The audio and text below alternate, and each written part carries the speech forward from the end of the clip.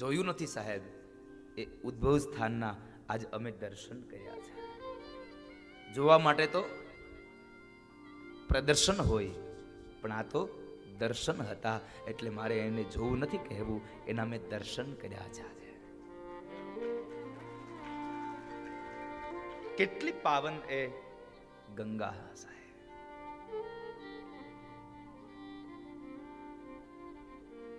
ભગવાન વિશ્વકર્માના દર્શન કર્યા. જિંજા ગયો તો આજે હું તો આજે મેં ફરવા ગયા હતા, પણ વળતા થોડુંક આમ લબક જબક થતું હતું.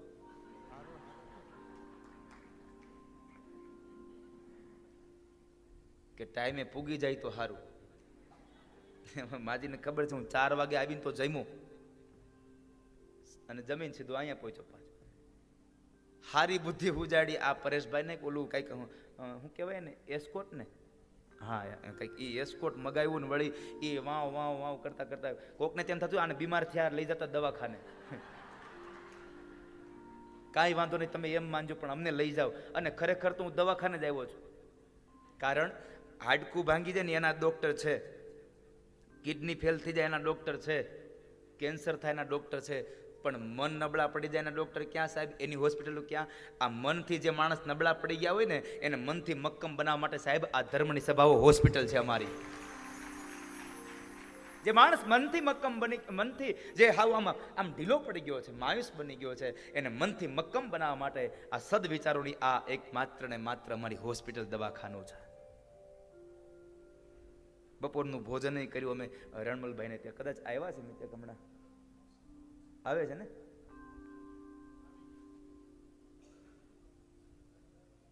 હા આવી તો ગયા છે કદાચ કેશવાળા એ રણમલભાઈને ત્યાં પણ અમે જઈને આ બધા બપોરે ત્યાં ભોજન કર્યા, બહુ આનંદ કર્યો આજે. હા થોડીક બીક લાગી વળતા, પૂગી જાય પછી મજા આવી. નકર હતું તમે અહીંયા મારી પેલા આવીને બેસી જાઓ, જોકે તમારે આવવાનું જ હતું મારા પેલા, પણ સાહેબ આ પ્રદેશ તો પ્રદેશ છે. આ લીલોતરી એટલી હતી ને કે જોઈને આંખના નંબર વ્યા જાય, એટલી આમ લીલોતરી હતી. આનંદ થયો આજે અમને. એવું જ વળી પાછું જિંજામાં પણ પેલું સનાતન ધર્મનું મંડળનું આપણું એ મંદિર ત્યાં ગયો હતો, ત્યાં પણ દર્શન કર્યા ભગવાન ચતુર્ભુજ નારાયણના, મા અંબાના દર્શન કર્યા. આનંદ થયો આજે. વિદેશની ધરતીમાં પણ આટલું પાવન અને પવિત્ર આવા ધર્મસ્થાનો આ બધા અહીંયા જાળવી રાખ્યા છે, એટલે એનો આનંદ છે સાહેબ. અમે આ વિદેશની ધરતીમાં અમારા સૌરાષ્ટ્રના ગુણગાન ગાઈએ છીએ, પણ ચોક્કસપણે મારી વ્યાસપીઠથી કહીને જાઉં, આ આફ્રિકાની ધરતીના જે ધર્મના જે સ્થાનો છે એના ગુણાનુવાદ હું ફરી પાછો ભારતમાં જઈને ગાઈશ સાહેબ. અન્ય દેશોમાં જઈને પણ જો ભારતની સંસ્કૃતિને આટલી જીવંત રાખતા હોય તો ભારતીયોનો પ્રથમ ધર્મ છે કે ભારતમાં તો એની સંસ્કૃતિ જીવંત રહેવી જ જોઈએ સાહેબ. લેશ માત્ર સંશય નથી. માના ગુણાનુવાદ ગાવા જોઈએ, એટલે કહેવું ગમે. વાણી આપો ને પરમેશ્વરી રે બહુચરા, ગુણ તમારા ગવાય. વાણી આપો ને પરમેશ્વરી બહુચરા, ગુણ તમારા ગવાય. 64 બેની મળી સામઠી રે બહુચરા, માનસરોવર જાય. 64 બેની મળી સામટી બહુચરા, માનસરોવર જાય. 64 બેનો સામટી મળી અને માન સરોવર જાય છે. એ દુર્ગાની કથા.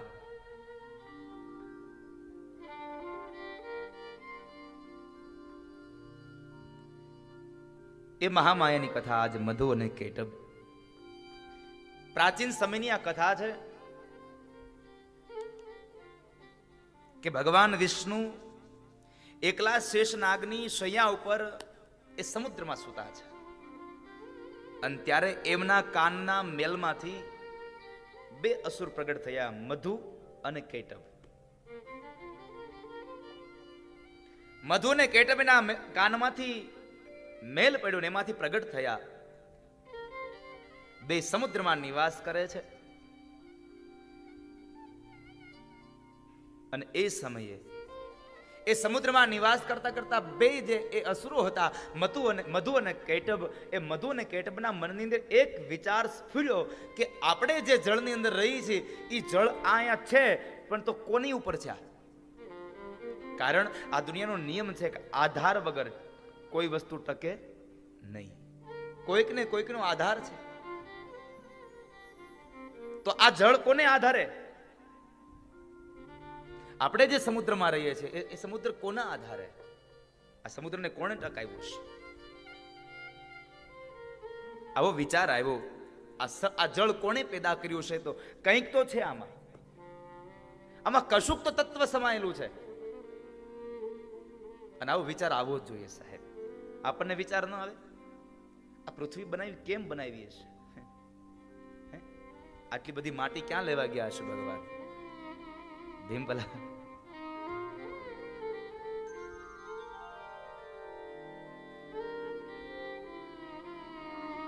આટલી બધી આ માટીનો મોટો બધો દડો બનાવ્યો, આ ખાળિયા ખોદવા ગયો ક્યાં હશે? એટલે બે પંક્તિ ગાવી ગમે સાહેબ મને. પૃથ્વી તણો પીંડો કર્યો, રજલાવતો ક્યાંથી હશે?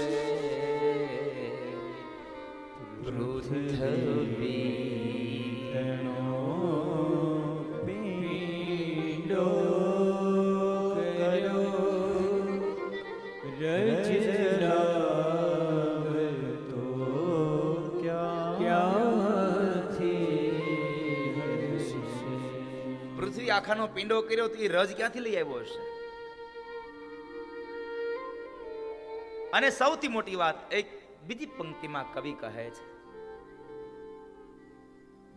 જગચાક ફેરવ નાર એ કુંભાર બેઠો ક્યાં હશે?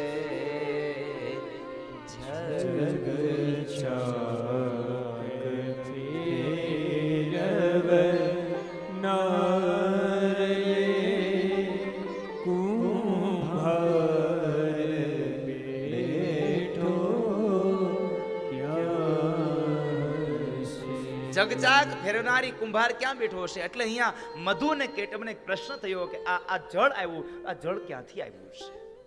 આ જળને પેદા કોણે કર્યું અને કોણ લાવ્યું? એટલે એમણે એ વિગતો જાણવા માટે પોતાના મન ઉપર સંયમ રાખ્યો, ઇન્દ્રિયોને પોતાના વશ કરી અને એ ઇન્દ્રિયોને વશ કરી અને 1000 વર્ષ સુધી એણે એક બીજ મંત્રનો જપ કર્યો. અને એ જ કઠોર તપને લઈ અને પરમ આરાધ્ય શક્તિમાં પ્રસન્ન થયા. અને આકાશવાણી દ્વારા એ શબ્દો વિખૂટા પડ્યા આકાશમાંથી. અને એક શબ્દો હતા, હે મધુ, હે કેટભ, તમારી તપસ્યાથી હું પ્રસન્ન થઈ છું, હું રાજી થઈ છું. માગો, શું આપું? માગો, હું શું આપું? અને એ જ સમયે મધુ અને કેટભે વરદાન માંગ્યું કે માં, તમે જો આપવા માંગતા હોય તો એટલું જ માગું છું કે અમને ઈચ્છા મરણનું વરદાન આપો. અમને જ્યારે ઈચ્છા થાય ત્યારે અમે જેના હાથથી મરવા ઈચ્છતા હોઈએ એના હાથથી અમે મરીએ, આવું વરદાન અમને આપો. માએ કહી દીધું, તથાસ્તુ. અને માં તો બહુ દયાળી છે એટલે આશીર્વાદ આપી દીધા, તથાસ્તુ. પણ એક વાત મારે આપને એ કહેવી છે કે મનુષ્ય જીવનમાં આવ્યા છીએ, માં દુર્ગાની ભગવાન શિવની કોઈ અન્ય દેવતાની તમે આરાધના કરો, પણ એમાં એક વાત ચોક્કસ રાખજો, ભગવાન કો ચાહો લેકિન ભગવાન સે કુછ ન ચાહો. તમે માત્ર ભગવાનને ચાહો. પણ આ સમયમાં બન્યું છે એવું, ભગવાનને ચાહવા વાળા ઘટી ગયા, ભગવાનથી ચાહવા વાળા વધી ગયા. મને આ દેજો, મને તે દેજો, બે હાથ જોડ્યા નથી ને કાંઈ કેસર ચાલુ થઈ નથી.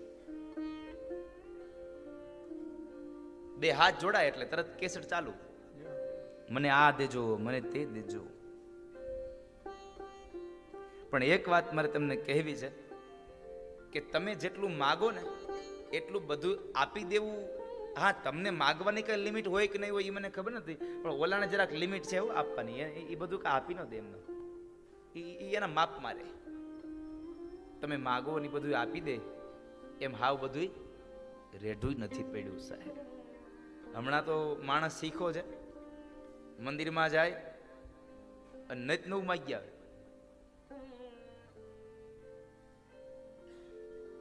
હમણાં એક શહેરમાં એક માણસે લોટરીની ટિકિટ લીધી, 2 લાખ રૂપિયાની લોટરી, એની ટિકિટ લીધી અને ટિકિટ લઈ અને ઝેરોક્સ કોપી કરાવી અને સીધો મંદિરે ગયો. હાથમાં એક ફૂલનો પડિયો લેતો ગયો,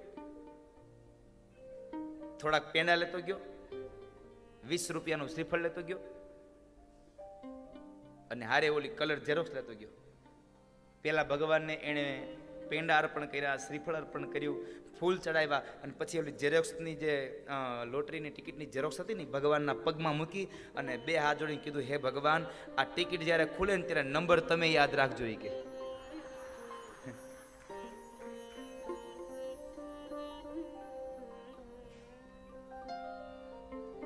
ભગવાન અંદરથી બેઠા બેઠા કહે છે, અરે ભલા માણસ, આ તારા 2 ફૂલ લઈને આવ્યો અને તું મને કઈક આમ રિશ્વત દઈ જા, એમાં હું તને કઈ 2 લાખની લોટરી લગાડી દઉં, એટલું બધું હાવ કાંઈ હું.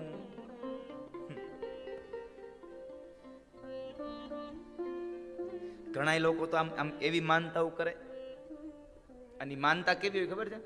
આપણું કામ થાય તો એને આપણે માનતા પૂરી કરવાની. હે માતાજી, આ મારો ચાવીનો જોડો જડી જાય ને તો 2 દીવા કરે, જો ન જડે તમે 2 દીવાની રાહ જોતા નહીં.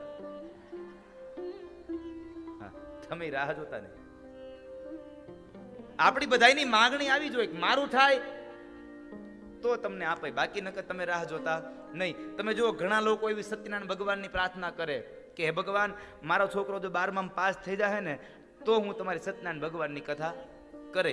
અરે પેલા કથા કરી નાખીને પછી કહેજે કે મારા છોકરાની હવે તમે પાસ કરી દેજો. તારો છોકરો ના પાસ થાય કહેજે, પણ તમે નક્કી રાખ્યું હોય મારો છોકરો પાસ થાય તો તમારી સત્યનારાયણની કથા થાય, નકર તમે તમારી જગ્યાએ, અમે અમારી જગ્યાએ.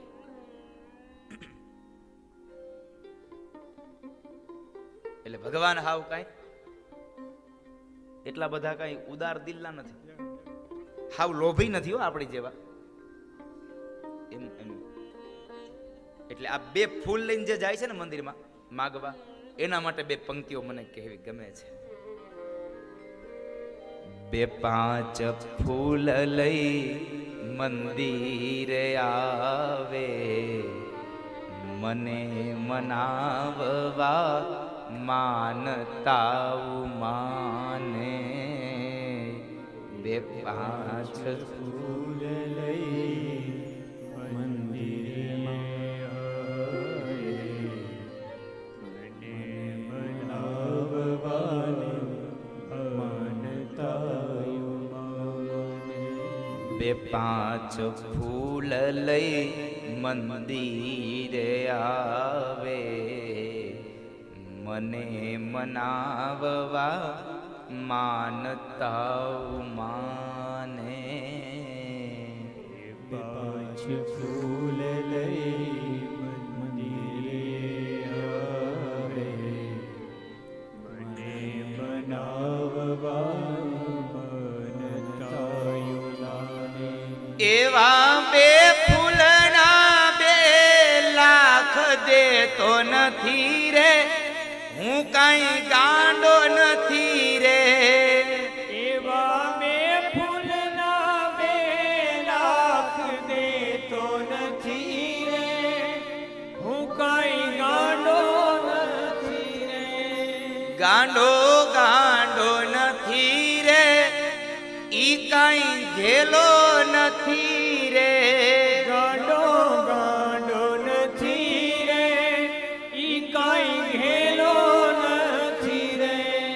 સૌથી મોટામાં મોટી વાત કવિએ બીજા પંક્તિમાં બીજી લાઈનમાં કરી.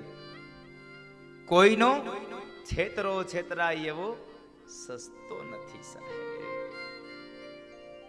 કોઈનો છેતરો છેતરાવ એવો ભોળો નથી રે, ઈ કાંઈ ગાંડો નથી રે. કોઈનો છેતર્યો છેતરાયો એવો ભોળો નથી રે, ઈ કાંઈ ગાંડો નથી રે. કોઈ દી કોઈનાથી છેતરાઈ જાય એવો ભોળો, એવો સસ્તો અને હાવ ગાંડો તો નથી જ.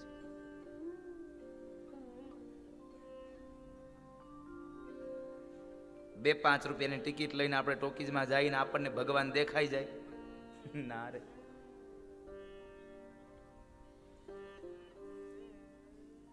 એટલે ભગવાન એમ કહે 5ની ટિકિટમાં દેખાતો નથી. પણ ભગવાન પાસે માગવાનો વારો આવે બાપ તો એટલું માગજો કે હે ઈશ્વર, અમારા મુખથી તમારા ગુણાનુવાદ ગવાતા રહે. ઈશ્વર પાસે માગવાની કોઈ જો સંપદા હોય તો માત્ર ને માત્ર એનું યજન, એનું કીર્તન, એના ગુણાનુવાદ ગાવા એવું માગવું, એની ભક્તિ થાય. પણ અહીંયા મધુ અને કેટબે માગ્યું ઈચ્છા મરણનું વરદાન માગ્યું. માં દુર્ગા મહામાયાએ એને ઈચ્છા મરણનું વરદાન આપ્યું.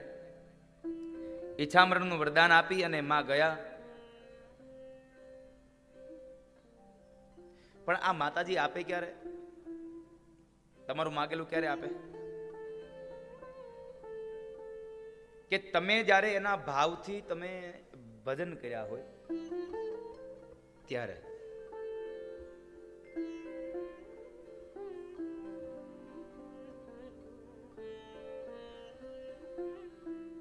નિસ્વાર્થપણે ભાવના હોય તમારી, કોઈ સ્વાર્થ ન હોય ત્યારે. માતાજીને એમ હતું કે આની અંદર કોઈ સ્વાર્થ નહીં હોય એટલે માતાજી એને આપી દીધું. બાકી તો પછી આપણે હાથમાં માળા લઈને બે જઈએ અને આમ આમ હટપરો પટપરો જતો હોય અને ચારે બાજુ જોયા કરતા હોય તો એમાં આપણું ધ્યાન ન હોય. જે કામ કરવા આપણે બેઠા છે એ કામ પૂર્ણ નિષ્ઠાથી કરવું જોઈએ સાહેબ.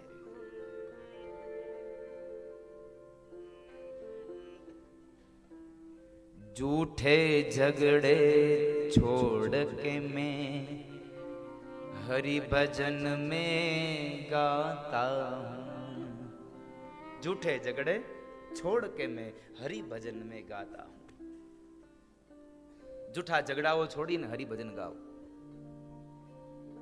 અન્યત્ર પ્રવૃત્તિઓ ન કરો સાહેબ, ઈશ્વરનું યજન કરો. માતાજી બરાબર વરદાન આપીને ગયા એટલે મધુ અને કેટબની સીધી નજર એક કમળ ઉપર એક માણસ બેઠો છે 4 મુખવાળો, એના ઉપર ગઈ અને આ 4 મુખવાળા માણસ બીજું કોઈ નહીં, ભગવાન સ્વયં બ્રહ્મા છે.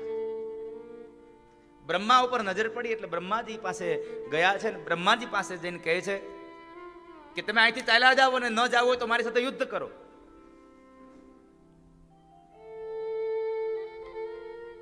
અમારી સાથે યુદ્ધ કરો. એટલે બ્રહ્માજી ખૂબ ડરી ગયા. અને આમ પણ સાહેબ અસુરોનો નિયમ છે કે વરદાન મળે ને એટલે પછી કોઈકને હેરાન અને પરેશાન કરવાનું જ કામ કરે, કોઈકને હેરાન પરેશાન કરે. એક સ્પષ્ટતા કરું કે રાક્ષસો હોય તો એને કઈ માથે શિંગડા ઉગે, એને કઈ 4-5 વધારેના હાથ હોય, 2-3 માથા વધારે આપ્યા હોય, આવું કશું ન હોય. માણસ વૃત્તિથી, માણસ પોતાના સ્વભાવથી રાક્ષસ બને અને માણસ પોતાના સ્વભાવથી જ માણસ દેવ બને છે.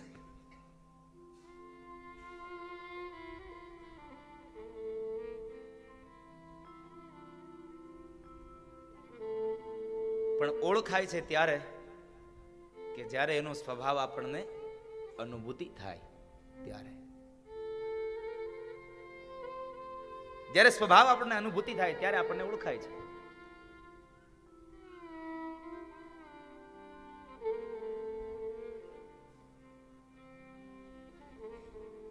એટલે અહીંયા રાક્ષસોએ બ્રહ્માજીને હેરાન કર્યા.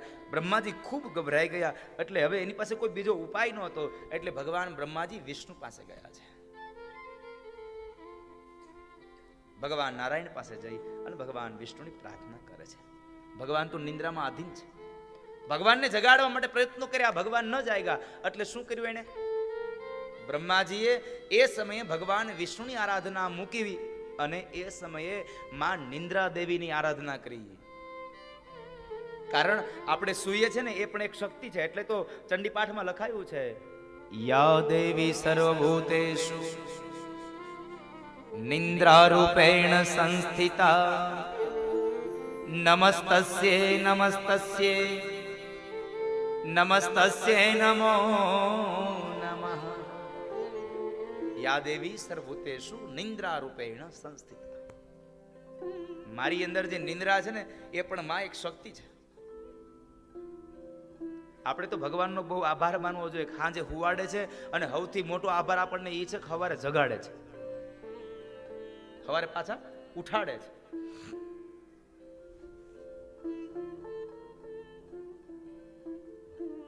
નકર શું કરીએ? એટલે નિંદ્રા દેવીની બ્રહ્માજીએ ઉપાસના કરી, માં જગદંબા નિંદ્રાની આરાધના કરી. એટલે માં નિંદ્રા પ્રસન્ન થયા અને ભગવાન વિષ્ણુના શરીરમાંથી નીકળ્યા અને બાજુમાં ઉભા રહ્યા. અને જેવા નિંદ્રા દેવી નીકળી ગયા એટલે ભગવાન વિષ્ણુ જાગૃત થયા છે. જ્યાં જાગીને જુએ તો સામે બ્રહ્માજી ભયભીત ઉભા છે. બ્રહ્માને ભયભીત જોતાની સાથે જ ભગવાન નારાયણે પ્રશ્ન કર્યો, બ્રહ્મા શું થયું? શા માટે પધાર્યા છો અહીંયા? એ સમય ભગવાન બ્રહ્મા મધુ અને કેટબના ઉત્પત્તિની વાત કરે. સાથે સાથે મધુ અને કેટબને જે વરદાન મળ્યું એ વરદાનની વાત કરે છે. અને હજી વાત થઈ ન થઈ અને એ જ સમયે અભિમાનમાં ચકચૂર બનેલા મધુ અને કેટબ બેવ ભગવાન વિષ્ણુ અને ભગવાન બ્રહ્માની પાસે આવીને ઉભા રહ્યા છે.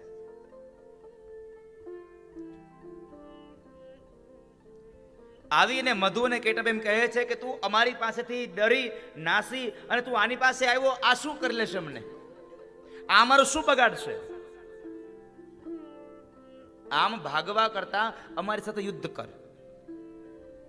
અને એ જ સમયે ભગવાન બ્રહ્માજી કઈ બોલે ન બોલે ત્યાર પેલા ભગવાન વિષ્ણુએ યુદ્ધમાં ઝંપલાવ્યું.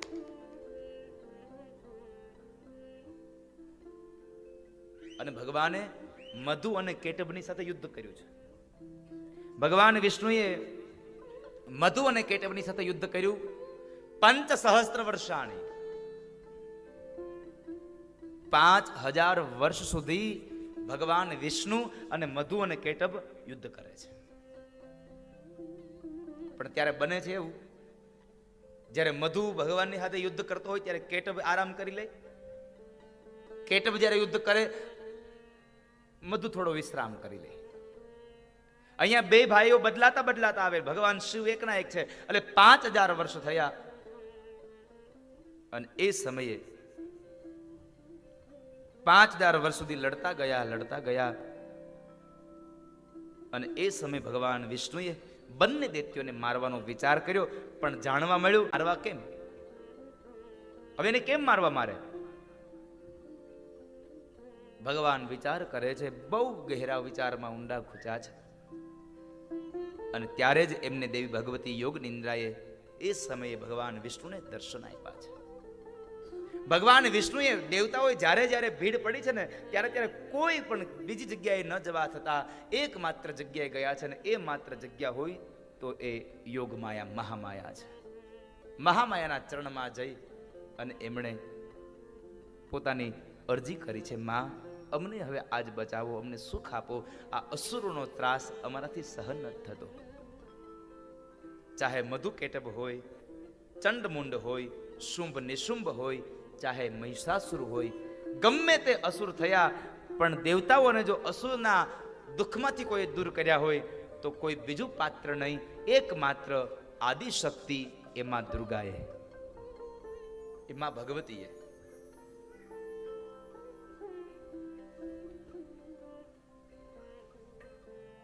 કારણ આ દુનિયામાં બધી જગ્યાએ થાકી જાવ ને ત્યારે એકમાત્ર આપણું સાધન છે માં દુર્ગા. એટલે વલ્લભ કહે છે, વિશ્વંભરી સ્તુતિમાં ત્રીજો શ્લોક ગાયો, ત્રીજો સ્તુતિ કરે છે. આરંકને યુગરવા નથી કોઈ આરો, જન્માંધ છું જનની ગ્રહી બાળકારો, નાશુ સુણો ભગવતી શિશુના વિલાપ. હે માં, આ દુનિયામાં કોઈ ન સાંભળે ત્યારે એકમાત્ર સાંભળનારું કોઈ પાત્ર હોય તો હે ભગવતી દુર્ગા માં તું છો. એટલે કહ્યું, નાશુ સુણો ભગવતી શિશુના અમારા વિલાપ, અમારા સંતાપ, અમારા તાપ, અમારા દુઃખને કોઈ માત્ર જો સાંભળનાર હોય તો હે દુર્ગા, હે ભવાની, હે જગદંબા, હે મહેશ્વરી, એક તમે છો. તમે અમારી આ અરજીને સાંભળો. મેં તો અનેક દોષો કર્યા છે, પણ માં તું તો માં છો, અને એટલે કહેવું ગમે, છોરું કછોરું થાય પણ હે ભવાની માવતર કમાવતર ન થાય. તમે આપ અમારા પર કૃપા કરો. અને એ સમયે દેવી ભગવતીનું ચિંતન થયું અને માં નિંદ્રા દેવીએ દર્શન આપ્યા અને મધુર હાસ્ય સાથે ભગવાન વિષ્ણુને કહે છે કે હે દેવ, તમે યુદ્ધ કરો અને હવે આ બળવાન દૈત્યો કળથી મરાશે, મારી માયાથી જોઈ અને એ મોહ પામશે અને પછી એમનો સંહાર કરજો.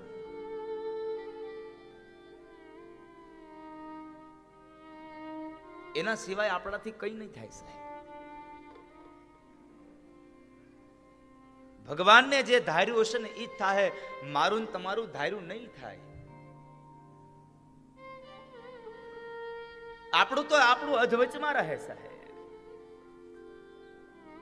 એક ઓરડામાં એક ઉંદર ભૂખ્યો આટા મારતો હતો. એક ઓરડામાં એક ઉંદર ભૂખ્યો આટા મારતો હતો. 2-3 દિવસનો ભૂખ્યો હતો. એટલે બરાબર ઓરડામાં એક ટોપલો હતો. એને એમ થયું કે લાવા ટોપલામાં કંઈક ખાવાનું હશે. આ ટોપલામાં કંઈક ખાવાનું હશે. એટલે એને ટોપલાને ધીમે ધીમે કોરી ખાધો. અને ઉંદરને તો ટેવ હોય, કાપતો જાય, ફૂંક મારતો જાય, કાપતો જાય, ફૂંક મારતો જાય. 4 પગવાળા ઉંદર હોય ને 2 પગવાળા હોય. આપણને એમ થાય કે આપણું સારું જ કરે છે, પણ એ બધું હડીપ કરી જાય તો ખબર પડે આને બધું લઈ લીધું. એટલે આ 4 પગવાળો ઉંદર હતો, એ ઓલો કરંડિયો કાપતો હતો. કરંડિયો કાપતો જાય અને બરાબર એક અંદર જવા માટે બરાબર સરસ મજાનું એને એમાં આમ આમ આમ દરવાજા જેવું કરી નાખ્યું, ભોણ પાડ્યું અને બરાબર જાય અંદર ગયો ને કાંઈક ખાવા, ત્યાં અંદર બેઠેલો સાપ ઉંદરને ખાઈ ગયો. અંદર હતો સાપ, એને ખાવા માટે કંઈક તોડ્યું હતું પણ એને જ કોઈ ખાઈ ગયું. એટલે કહેવત પડી, સાપ કાપે કરંડિયો, ઉંદર કાપે કરંડિયો અને સાપ ઉંદરને ખાય. ઉદ્યમ કરતા અવળું પડે, ધાર્યું તો મારા ધણીનું થાય. આપણું ન ચાલે સાહેબ. એમાં ધાર્યું તો ધણીનું થાય, આપણું કશું ન ચાલે. એ મૈયામાં યોગ માયાએ કહે છે કે દેવ, તમે ચિંતા ન કરો, યુદ્ધ કરો એની સાથે. હવે મારી માયા જાળમાં એ મધુ અને કેટપ બે ફસાઈ જશે અને પછી જ્યારે સમય આવે ત્યારે તમે મારજો. ભલે માં, દેવીએ સૂચન કર્યું અને ખડખડાટ હસ્યા છે અને એનું સ્વરૂપ બદલાઈ ગયું અને એમનું એવું રૂપ જોરતા દુરાત્મા એવા મધુ અને કેટભ એની અંદર મોહ પામ્યા છે. લાવણ્ય સભર રૂપ છે માનું. 16 શણગાર સજા હોય એ ભગવતીએ,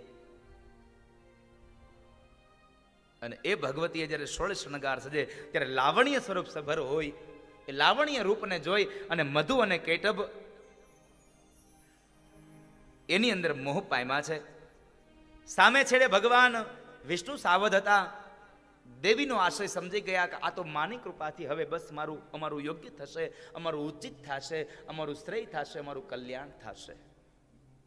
આજ આ કલ્યાણકારી માં જગદંબા અમારું શ્રેય કરશે. અને એ સમયે માં દુર્ગાની આરાધના કરતા કરતા વિષ્ણુ ભગવાન, દૈત્યો તમારી સાથે યુદ્ધ કરવાની હું ક્ષમતાથી ખુશ થયો છું, જે જોઈતું હોય તે માગો, હું આપવા માટે તૈયાર છું. ભગવાન વિષ્ણુ બોલ્યા છે. ભગવાન વિષ્ણુ એમ કહે છે કે હે દૈત્યો, હું તમારી સાથે યુદ્ધ કરીને ખુશ થયો કે તમારી અંદર આટલી ક્ષમતા, માગો, તમે માગો, હું શું આપું. પણ એ સમયે બન્યું એવું કે પેલા માતાજીના રૂપની અંદર બે લાવણ્ય સભર રૂપની અંદર બે ભાઈઓ કામાતુર બન્યા હતા. એટલે વિષ્ણુ ભગવાને મારવાનું કીધું એટલે સામે જરાક આમ સ્ત્રી સામે હોય ને એટલે પુરુષ જરાક આમ વધારે પડતું ઓદાર્ય બતાવે. હા, તમે જોજો આમ આમ આમ આમ ઓલી ગાડી લઈને જતો હોય ને, વાહે ગાડીમાં બેહાર્યા હોય પત્નીને, અને બરાબર સિગ્નલ ઉપર ઊભો હોય અને આજુબાજુમાં કોઈ ગાડી આવે ને જરાક આમથી સાયલેન્સર ને ગાડીનું ગાડ અડે અને થોડીક આમ ગાડી આગળ જાય ને એટલે સીધો. શું કામે? પાછળ બેઠા ને દેખાડે છે.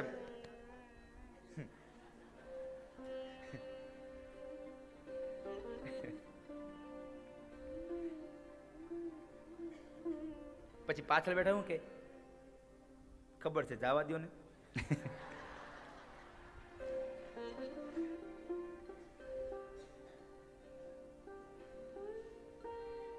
ત્યાં તો સેબો હાકી મૂકે.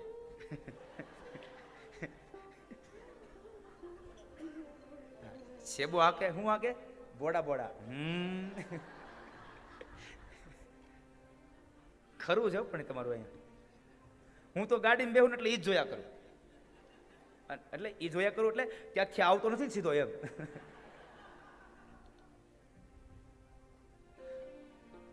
એને એકેય સિગ્નલ બંધ ન લાગે.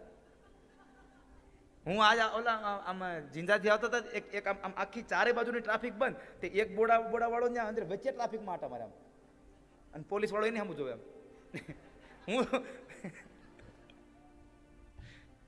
અદ્ભુત રચના છે તમારી આ બોડાની. અને વળી પાછા બધાય લાલ. એટલે ગાડી આંખો વાળાની વાત નથી. ઈ તો હે પ્યારે શ્યામ સુંદર.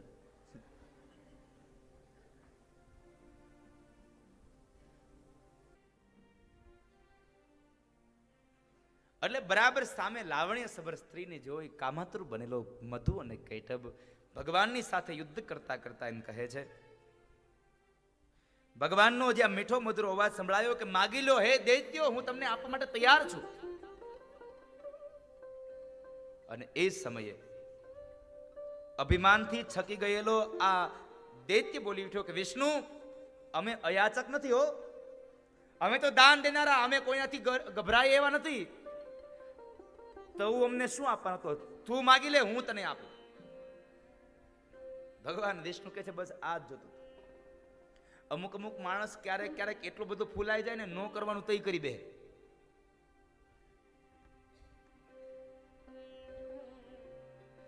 અમુક માણસ સમજાવે ને રેવા દે, ન કરાય. પણ પછી ઓલું હોય એ ઓલું પકડ્યા પછી મૂકી ન ગયા અમુક. કારણ કે મૂકે તો એનું નીચું પડે, પછી ઈ ભલે હેઠું.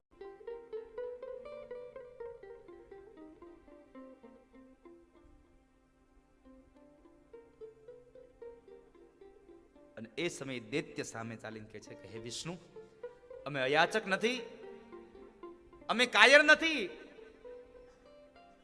તારે જે જોઈતું હોય એ તું માગી લે મારી પાસેથી, તમે જે જોઈતું માગી લો મારી પાસેથી. ભગવાન સમજી ગયા કે હવે શોખથી મારવાનો બરાબરનો લાગ આવ્યો છે. આ ચોકઠીમાં ખબર પડે તમને? કેટલા લોકોને ખબર ચોકઠી હું? જરા હાથ ઊંચો કરો, ચોકઠી મારવાની ખબર હોય તો. ખબર છે કોઈને ચોકઠીની? હા, ચોપાટની ચોકઠી હોય છે ની. ચોપાટ કેટલાય જોઈ છે?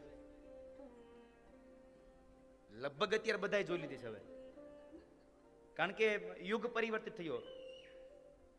પેલા માટે ચોપાટ હતી અને અત્યારે આપણા માટે લૂડો. હા, ગેમ આવી ગઈ ને હવે મોબાઈલમાં. ઈ ચોપાટની ચોકઠી મારતા હોય ને તો ઈ જોયા જેવું હોય. ભાંગતી રાતે કોકની, એમાંય કોકની પાકલ કુકરી મારે ને, ઈ આમ આમ આમ કુકરી હાથમાં લે, ગોઠણી આ ભરતી જાય ને એને મારે, એમ થાય કે આ કુકરી મારે છે કે બાજુવાળા માથામાં મારે છે. આમ કુકરી મારે. 4 પ્રકારની કુકરી હોય: લાલ, લીલી, પીળી અને કાળી. આ 4 ચોકઠા. એ ચોપાટના 4 પત હોય સાહેબ. અને સંતોએ તો એના ઉપર બહુ ભાવાર્થ લખ્યા છે, બહુ સુંદર ભાવાર્થ લખ્યા છે. પણ 2 પંક્તિ આપ સૌને સમજાવું એ ચોપાટની. એ 4 ચોપાટના 4 પત છે ને, એમાં એક પતની અંદર 8 ખાનાની 3 લાઈનો હોય.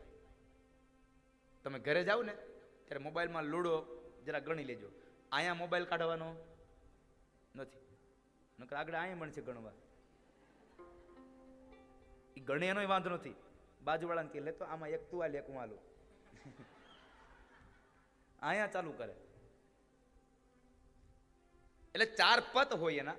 આ ચોકઠીની વાત આવી એટલે એક નાની એક વાત સમજાવી છે મારે તમને, કે ચોપાટ છે ને એ આપણા ભારત વર્ષનું એક બહુ સારું, એમાં સંતોએ એનું રહસ્ય બતાવ્યું છે, જો સમજાય તો.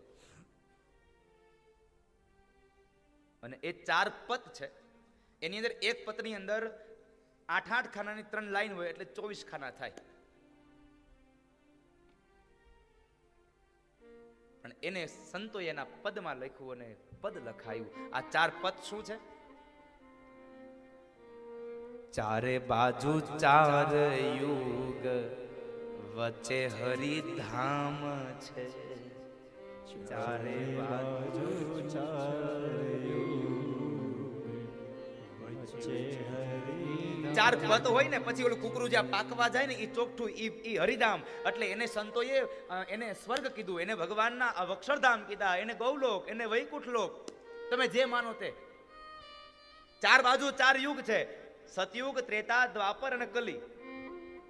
અને મધ્યમાં રહ્યું એ ભગવાનનું નિજ ધામ. એટલે કહ્યું ચારે બાજુ 4 યુગ, વચ્ચે હરિધામ છે.